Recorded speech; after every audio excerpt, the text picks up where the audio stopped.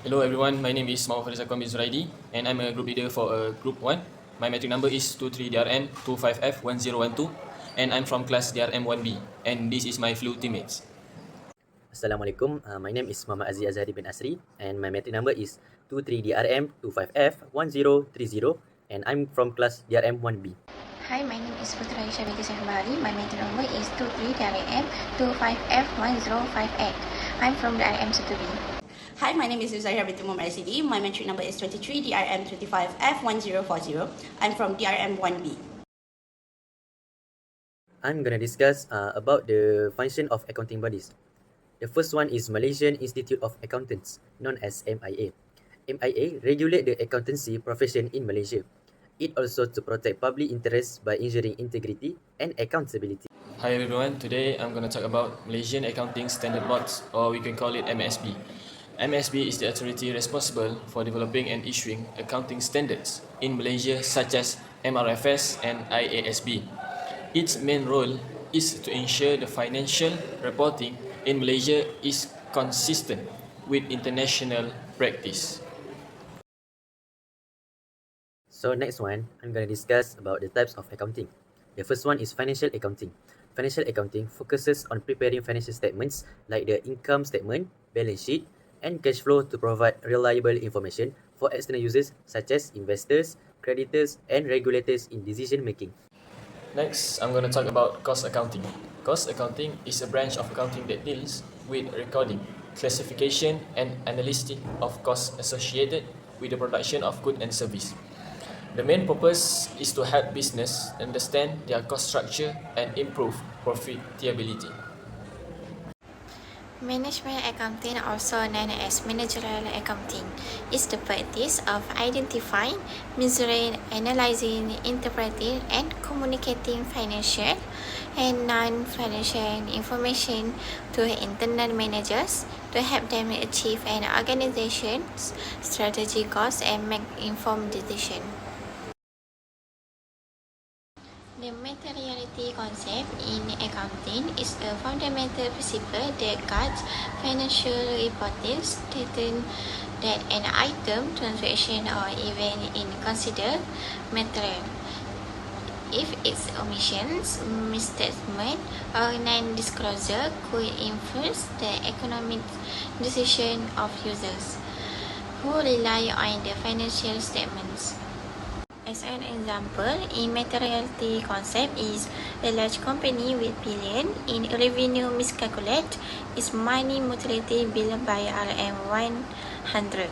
This RM100 error is immaterial because it will change an investor decision. They will spend time correcting it. If the same error occurred in a tiny start out with RM5000 in money expenses, it would be material and require correction. Next, I will talk about business entity concept. Business entity concept is where the business is treated as a separate entity from its owner. That means the financial records separately from the personal transaction of the owner.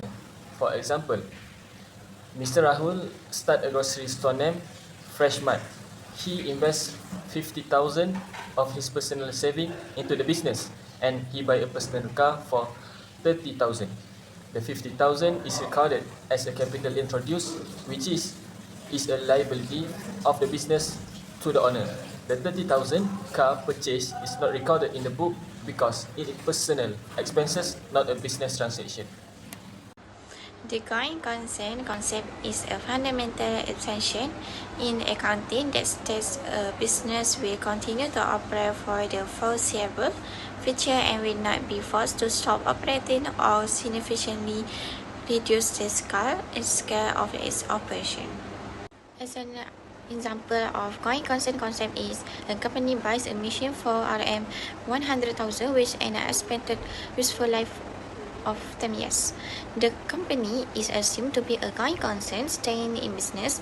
The accountant only required RM10,000 RM100,000 for 10 years as an expense depreciation in the current year. So next one is objectivity concept.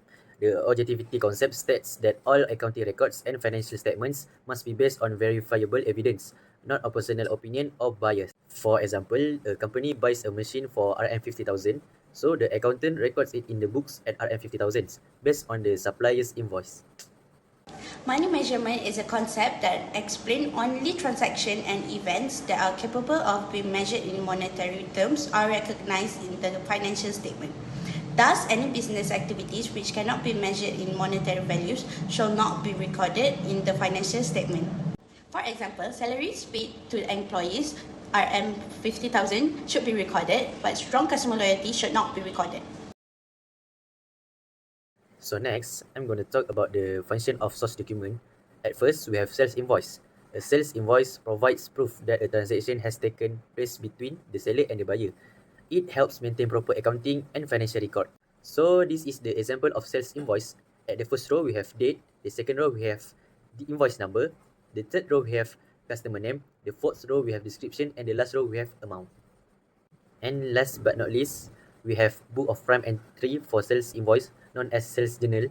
At the first column, we have date. Second column, we have customer. Third column, we have the invoice number. The fourth column, we have description. And the last column, we have amount. Okay, next I will talk about credit note. Credit note is a document issued by a seller to a buyer to indicate that a certain amount has been credited to a buyer account. It also can reduce the amount owed to the buyer. For example, good delivery were damaged. Alright, this is example of credit note. At the top, we need a company name. At the right, we need a credit note number and a date. At the middle, we need the address of a company.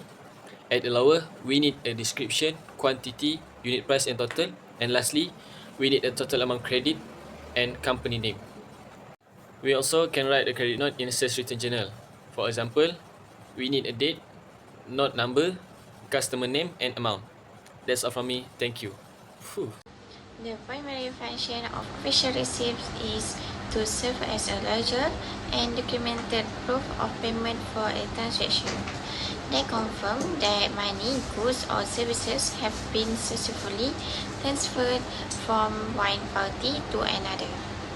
Above, the official document has the company name, address, phone number and company email. On the left has the company name, while on the right has the number, date and check number. Below, just enter the account record, account name, description and also the correct amount. Enter the official receipt in the cash payment journal. In the cash payment journal, enter the date, reference number, account receivable and the correct amount. The function of memo is for transactions that do not involve a direct exchange of cash or goods.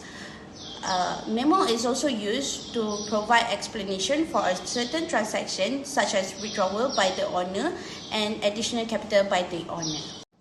For memo, we should have company name, address, date, particulars, and approved by who.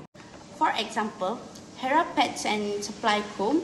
6800 Ampang Selangor, date 17 July 2025, particulars took cat food 150 for personal use, approved by Zaza, the manager. From memo to general journal, we should put July 17 for particulars cat food, debit 150, and owner took goods for personal use, credit 150. Check is a written order instructing a bank to pay a specific sum of money from a payer account to the payee as a way of transfer fund without using physical currency. For check counterfoil, we should have the bank name on top, date, to, for, balance, deposited, total, check amount, and balance. From check counterfoil to cash book, we should record all our particulars, date, and bank amount on the credit side. For example, we should put July 30th on the credit side, particulars salaries on the credit side, and 2,500 on the bank credit side.